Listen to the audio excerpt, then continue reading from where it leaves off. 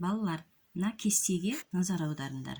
Сендердің оқулықтарыңдағы 14-ші бетте тұр. Бұл кестеде көп таңбалы сандар берілген. Оларды қалай оқиды? Бірліктер класының атауы айтыла ма? Мыңдар класының атауы ше? Кестеде жазылған сандарды оқы деп бізге тапсырма берілген. Қарап тұрсаңдар, онда класстарға бөлінген. Бірінші класс, екінші класс, үшінші класс. Ал енді әр класста 3 разрядтан бар. Міне. Бірінші класста, бірліктер классында, бірліктер, ондықтар, жүздіктер бар.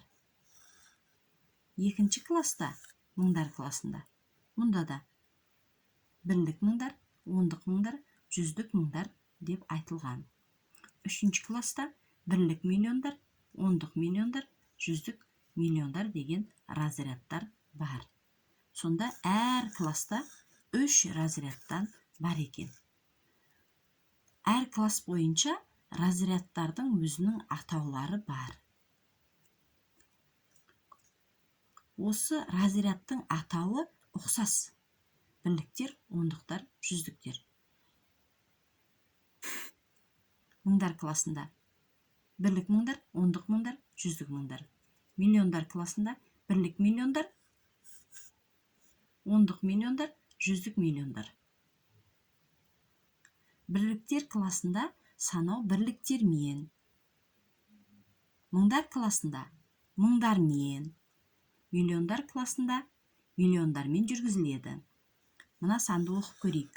Мына бірліктер классына қарап тұрсаң, 107 деп оқылады.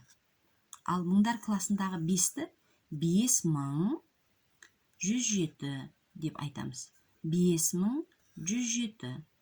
Мына класста айтқан кезде, екінші класста айтқан кезде санды айтып, содан кейін мыңдармен оқылатын болғандықтан мың деген сөзді айтып алып, одан кейін барып 107 деп айтамыз.